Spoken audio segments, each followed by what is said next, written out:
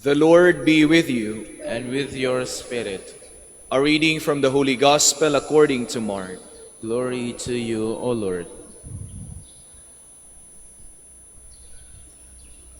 One of the scribes came to Jesus and asked him, "Which is the first of all the commandments?" Jesus replied, "The first is this: Hear, O Israel, the Lord our God is Lord alone. You shall love the Lord your God with all your heart, with all your soul, with all your mind, and with all your strength. The second is this: You shall love your neighbor as yourself. There is no other commandment greater than these." The scribe said to him, "Well said, teacher. You are right in saying, He is one, and there is no other than He. And to love Him with all your heart, with all your understanding, with all your strength, and to love your neighbor as yourself is worth more than all burnt offerings and sacrifices." And when Jesus saw that he answered with understanding, he said to him, "You are not far from the kingdom of God." And no one dared to ask him any more questions. The Gospel of the Lord. Praise to you, Lord Jesus Christ. Please be seated.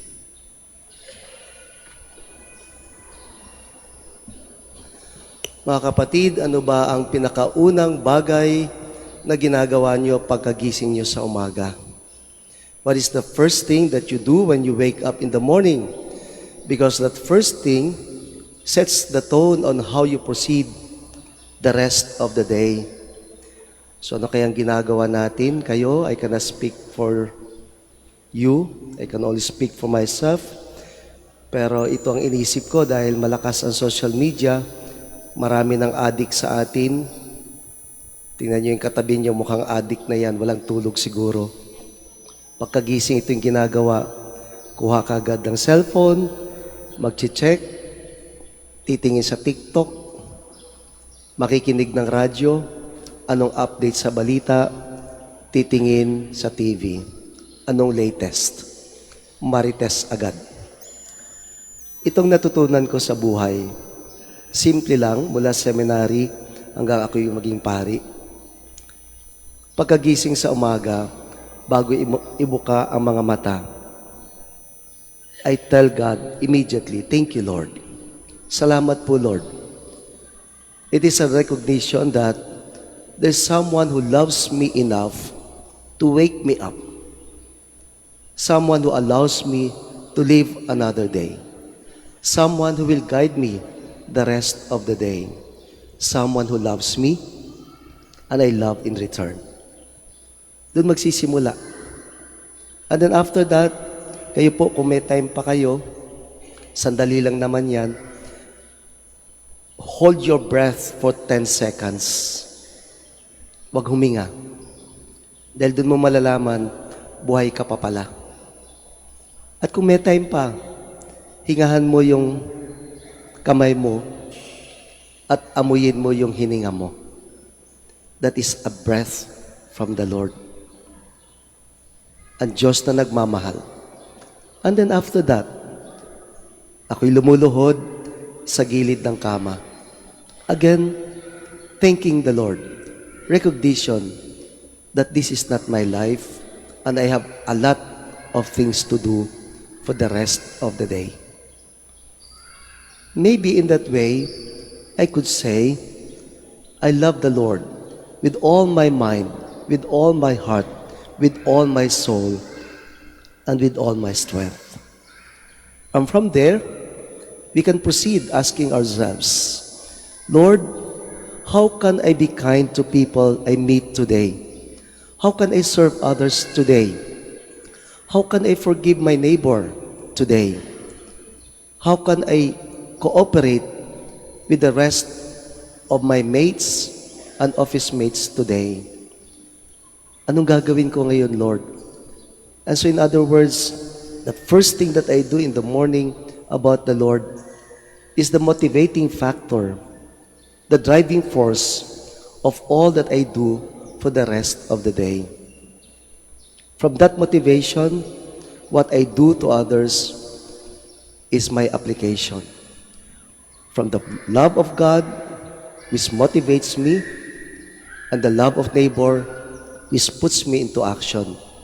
The whole day is really for the Lord. Alam niyo po mga kapatid, kapag nagawa natin yan araw-araw, and this is my wish, sana ito din ang ating panalangin, marinig natin ang Panginoon bago tayo matulog. Sasabihan tayo ng sinabi niya dito sa Ebanghelyo. You are not far from the kingdom of God. Hindi ka malayo sa kaharian ng Diyos. Para sa mga may edad na, tanggapin niyo po, malapit na. Malapit na kayo sa kaharian ng Panginoon. At araw-araw isipin natin yan, Lord, malapit na po ako sa inyo. Lumalapit na po ako sa inyo. Malapit na po tayong magkasama. At para sa mga may edad na, kapag kami nagsabi sa inyo, oy, tumatanda ka na, malapit ka na, huwag po kayo masaktan. Magpasalamat po kayo.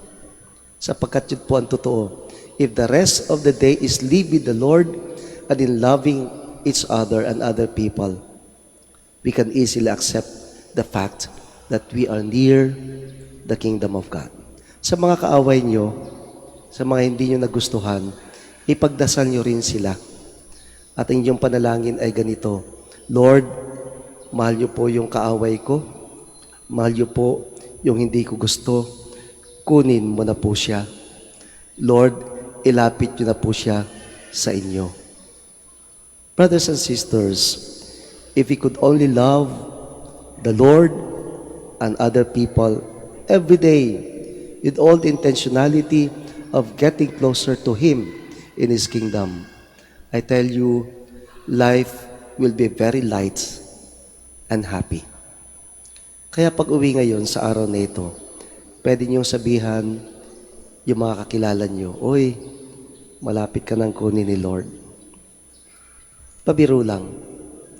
Pero ganito sabihin niyo, huwag kang mag-alala, sasamahan kita.